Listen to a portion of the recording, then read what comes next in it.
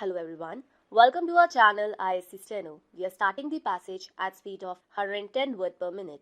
Start. While stabilization of prices is the concern of the government, an equally vital and important concern of the government is the keeping up of the continuity of the economic development. The House would probably agree with me that these two things would have to be balanced, and the problem therefore is not to consider prices isolated from economic development, but the problem is to get these two phenomena married to each other and keep the balance between these two married partners straight in both development and instability. That should be our problem, and that should be the solution. I welcome very greatly the suggestions which have come forward to facilitate this marriage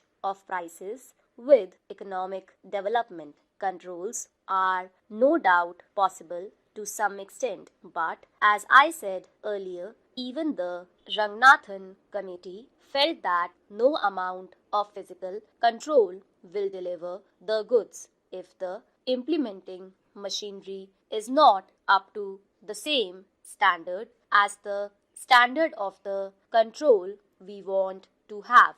Therefore, as a better solution to this problem, rather than having wholesale physical control, we want that the extension of cooperative trading centers should provide an answer to this problem, and we would like to give the maximum facilities for this extension of cooperative trading sector. Definite schemes have been formulated by the government, but I would also like to say here that some of these voluntary organizations like the Citizens Council and such other organizations, if they could take up the work of providing a chain of consumer cooperative stores, they could formulate a scheme for doing some such thing in the economic sphere. Government would be certainly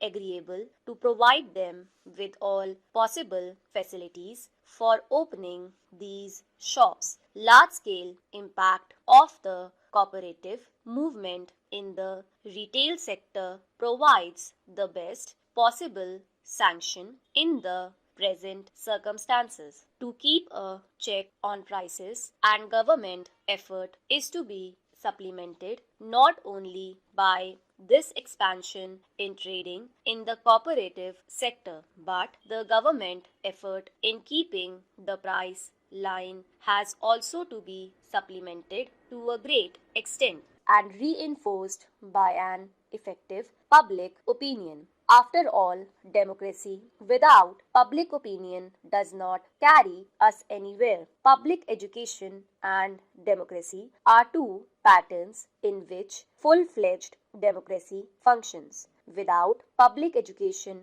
democratic implications are not understood, and vice versa without a democratic pattern of society. This public education does not have much meaning. Therefore, public concern over rise in prices has got to be created. Though all the members have expressed their concern over rise in prices, and people outside also have expressed their concern, I must confess that the cohesive body of public opinion against profiteering and speculative activity of traders in essential commodities has yet to be felt if it has to have practical effect, and without dividing themselves on party lines. Members of Parliament should also play a very effective role through their own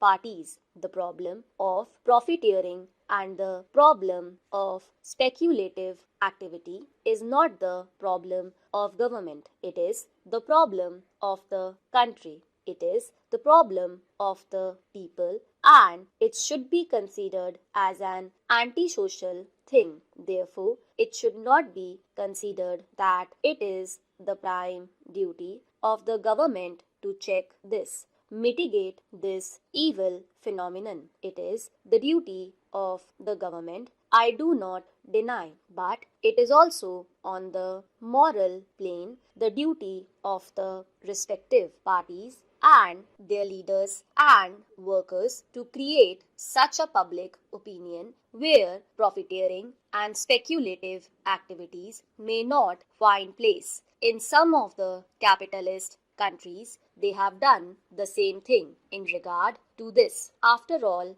in a country like the United States of America, adulteration of food is considered to be a crime worse than even murder. That shows the amount of public opinion that has to be created in this country against profiteering and speculation. As some members have said, nationalization of banks can be one of the ways by which effective control over prices can be brought about. But unfortunately, the phenomenon is not the credit which is operating through banks. The crux of the evil is the credit which is outside the bank. So much credit is flowing through these outside channels other than the banking system that it is very difficult to control that